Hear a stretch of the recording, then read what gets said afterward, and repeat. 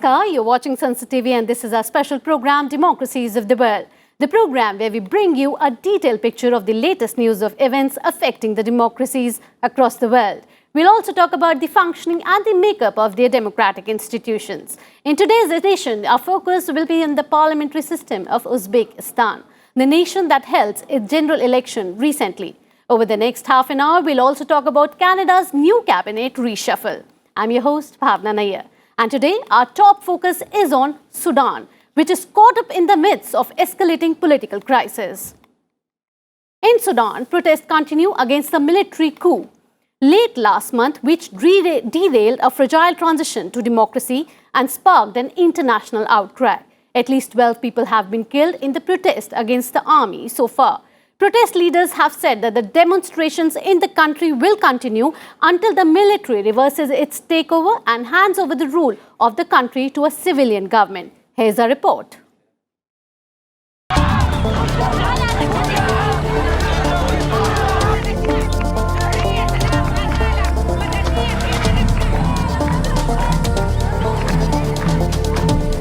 On October 25th, the military took power in the East African country, Sudan, after a period of intense political crisis, including street demonstrations, demanding that the military end its involvement in the government.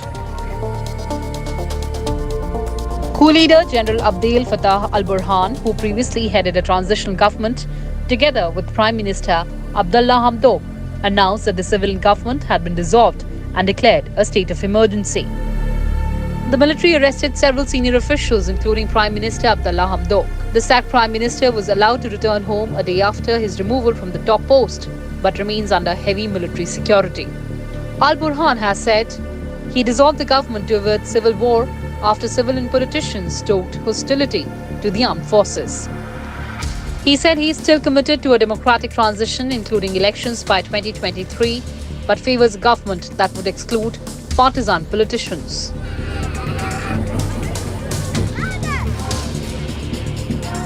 Opponents of a military coup in Sudan have called for a nationwide protest to demand the restoration of a civilian-led government to put the country back on a path to democracy after decades of authoritarian rule.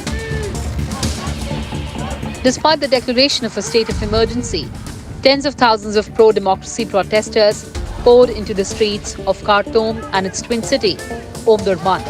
The demonstrations were met with gunfire by the security forces, with many protesters killed and dozens more wounded.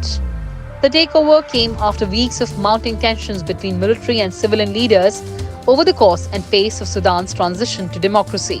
Al-Burhan was supposed to hand the leadership of the Sovereign Council that runs the country to a civilian next month, a step that would have decreased the military's hold on power. The coup was the latest to have hit the country, which has experienced only rare periods of democratic rule since independence in 1956 and has threatened to derail Sudan's transition process, which has progressed at a very slow pace since the overthrow of longtime leader Omar al-Bashir in a popular uprising 2 years ago. The latest political crisis in the African country has evoked widespread condemnation from the international community.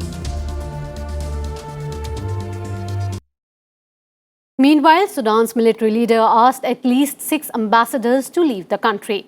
They include envoys to the United States, the European Union and France after they condemned the military's takeover of the country. The diplomats pledged that their support for the now deposed government of the Prime Minister Abdallah Hamdok. Take a look.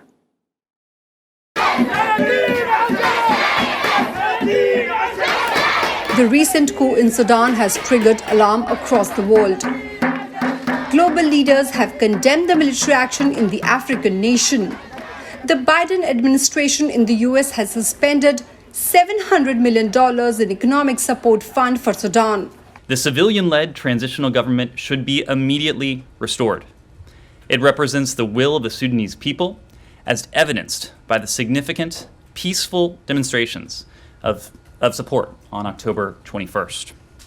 We recognize the legitimate grievances about the pace of the transition, but Sovereign Council Chair Burhan's dismissal of government officials and dissolution of government institutions both violate Sudan's constitutional declaration and abandon the democratic aspirations of the Sudanese people. Any change to the transitional government by force risks assistance in our bilateral relationship more broadly. In light of these developments, the United States is pausing assistance. French President Emmanuel Macron also added his voice to the growing global concern. In a Twitter message, Macron said France supports the transitional government that had been tasked with steering Sudan towards democratic elections. South Africa said it was deeply concerned about the attempts to undermine Sudan's political transition. Egypt has urged all parties in neighboring Sudan to ensure stability and security in the East African country. Britain called the military coup an unacceptable betrayal of Sudanese people. Meanwhile, the African Union has suspended Sudan's membership over what it termed the unconstitutional takeover. The World Bank suspended aid to Sudan, becoming the latest international body to distance itself from the country after the military coup shook the fledgling democracy. The UN Security Council called on the military to restore the civilian-led government. The Council, in a unanimously passed statement, expressed serious concern about the army power grab in the poverty-stricken northeastern African nation and urged all sides to engage in dialogue without preconditions. UN Chief Antonio Guterres assailed what he called an epidemic of coup d'etats. The Council expressed concern about the situation in Sudan, Myanmar, while condemning the military takeover in Mali. I once again strongly condemned the forceful military takeover of power in Sudan. And I urge, of course, all stakeholders to exercise maximum restraint. Some military leaders feel that they have total impunity, they can do whatever they want because nothing will happen to them. And my appeal, obviously, is for especially the big powers to come together for the unity of the Security Council in order to make sure that there is effective deterrence in relation to this epidemic of coup d'etats.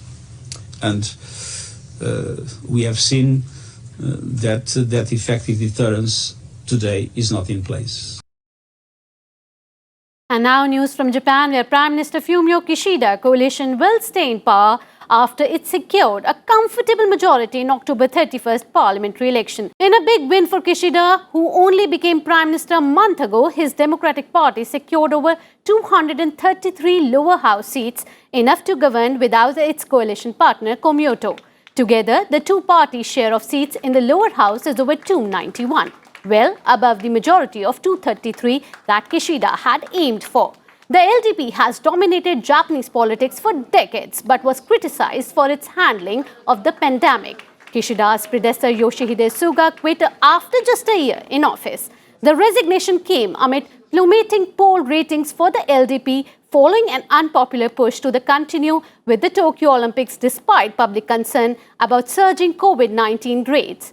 Kishida, who is 64-year-old, has long targeted the prime ministerial role and previously served as the country's foreign minister from 2012 to 2017. Before the election, Kishida had promised to spend trillions of yen to help support the world's third largest economy in the wake of the pandemic. And now news coming in from Uzbekistan, where incumbent President Shavkat Mirziyoyev secured a second term in a landslide election victory. Mirziyoyev won more than 80% votes with a total voter turnout of 80.8%. Uzbek President Shavkat Mirziyoyev won a second five-year term in the general elections that concluded on Sunday, facing no genuine opposition to his re-election. Both the turnout and Mirziyoyev's vote share were, however, lower than what he won in a snap vote 5 years ago. In comparison to the 80.8% turnout this time, the previous Uzbekistan presidential election in 2016 saw 87.83% voting. From 2003 to 2016, Mirziyoyev served as the Prime Minister of Uzbekistan. The Supreme Assembly appointed him an interim president in 2016 after the death of then President Islam Karimov. He was later elected to a full term as president in the December 2016 elections. 64-year-old Mirziyoyev is credited with rebuilding the resource-rich country's relations with both Russia and the West that was strained under Uzbekistan's first post-independence president Karimov. In the first term, Mirziyoyev lifted restrictions on religious practices, reined in the powerful security services, and released political prisoners who ended up behind bars due to Karimov's zero tolerance towards dissent. His victory is expected to deepen his successful reform campaign and lead to Uzbekistan opening up further to foreign trade and investment while retaining a highly centralized political system. But like his predecessor, Mirziyoyev exercises virtually unrestrained political power in Uzbekistan, and his relatives have been accused of using his political clout to amass wealth. In his campaign, Mirziyoyev pledged to cut poverty through rapid economic growth and decentralized decision-making by devolving powers to district councils. The COVID-19 pandemic also overshadowed his initial economic achievements, leading to higher unemployment and sharp rises in the cost of living. This was Uzbekistan's sixth presidential election since the country of close to 35 million population gained its independence from the former Soviet Union in 1991. While some leaders congratulated Mirziyoyev on his election win, the Organization for Security and Cooperation in Europe that monitored the poll termed the election as not truly competitive due to the absence of strong opposition. It's time now to take a look at the separation of powers in the Republic of Uzbekistan and how its parliamentary system works.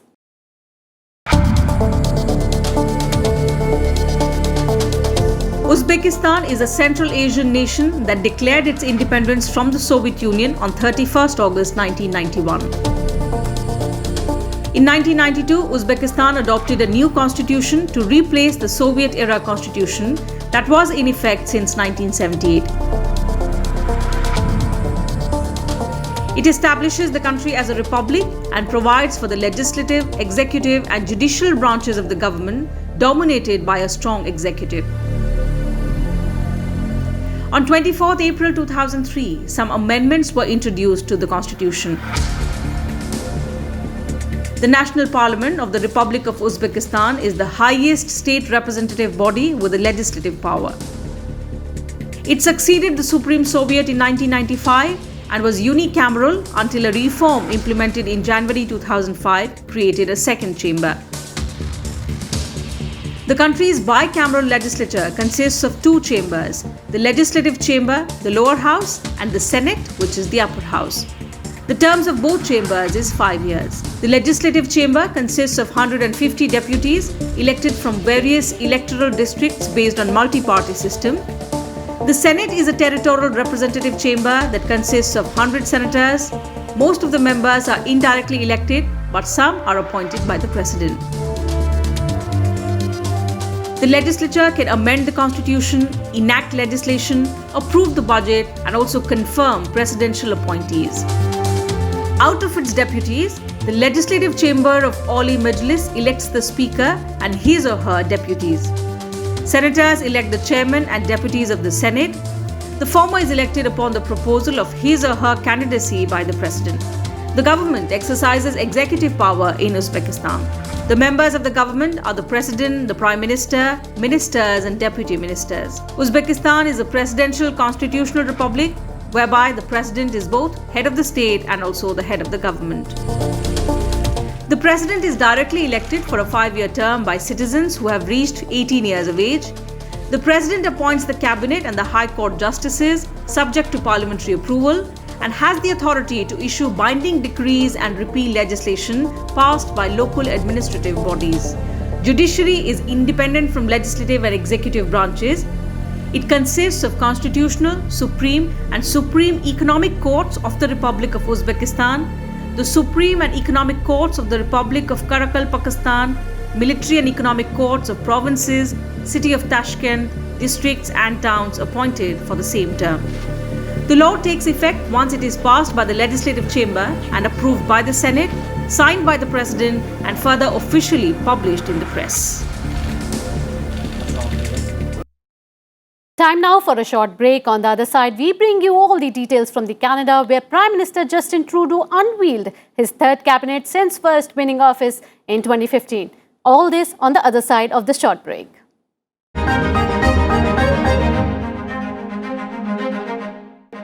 Welcome back. You're watching our special program, Democracies of the World. Continuing as Canada emerges from the coronavirus pandemic and improves its environmental record, Prime Minister Justin Trudeau on October 26th unveiled his third cabinet since first filling office in 2015. As part of the shuffle, Canada will see a new defence minister and environment minister. Let's take a look at this short report.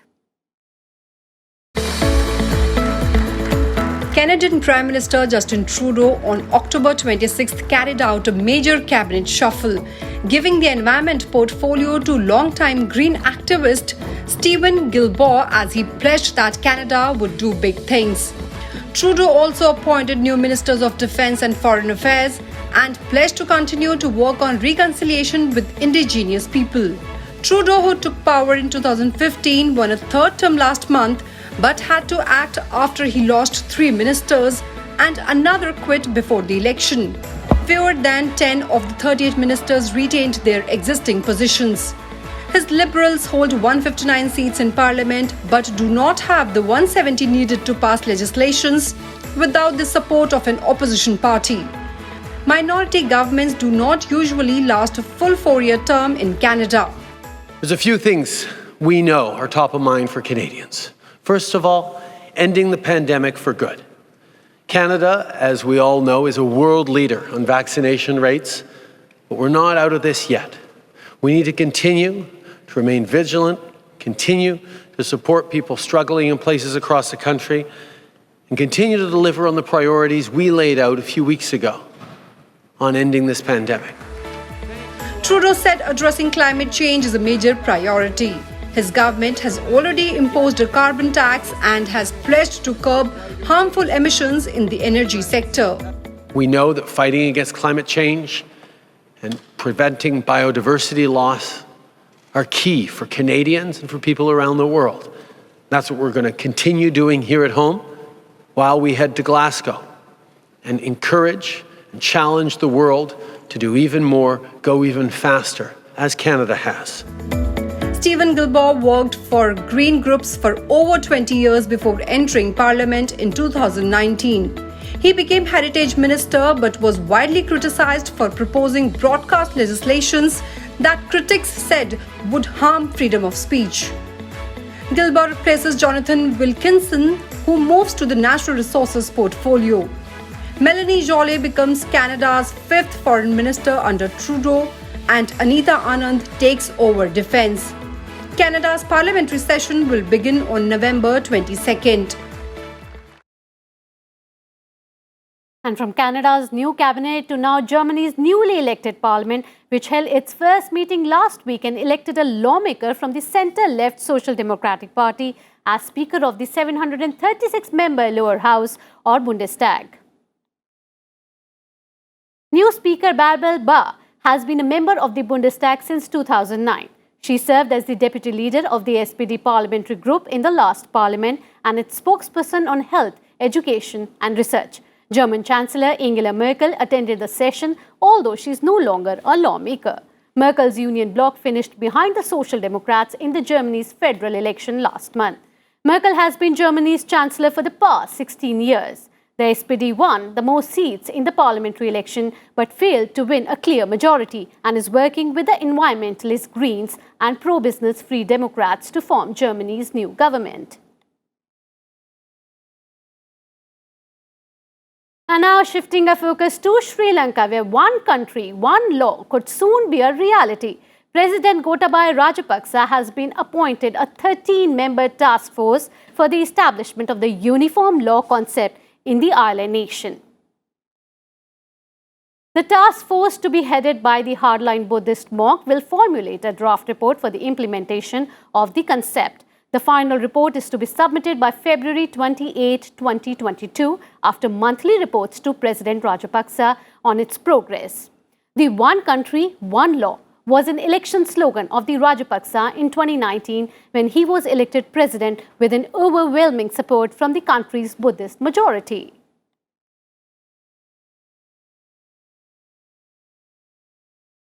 Whenever you see a picture of a royal wedding, you see a global event that is meticulously choreographed and watched by millions. But Princess of Japan had none of this, and in fact, she gave up her royal status for marrying a commoner. Japan's Princess Mako, the niece of the emperor, married a commoner, Komuro Kei, without the formal celebrations that are usually a part of royal weddings on October 26, giving her her royal life. Under Japanese law, female imperial family members forfeit their status upon marriage to a commoner, although male members do not. She also skipped the usual rites of a royal wedding and turned down the payment offered to their royal females upon their departure from the family.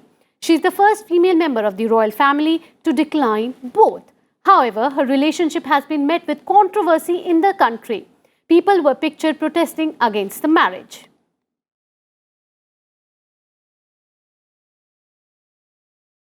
And that's all we have in this edition of our program on the world's democracies. Please connect with us on various social media platforms. You can send in your feedback at Sansad TV at sansad.nic.in. We'll bring you more stories of different democracies in our next edition. Thank you for watching. Stay tuned for many more informative programs on Sansad TV. Till then, goodbye, namaskar. Keep watching Sansad TV.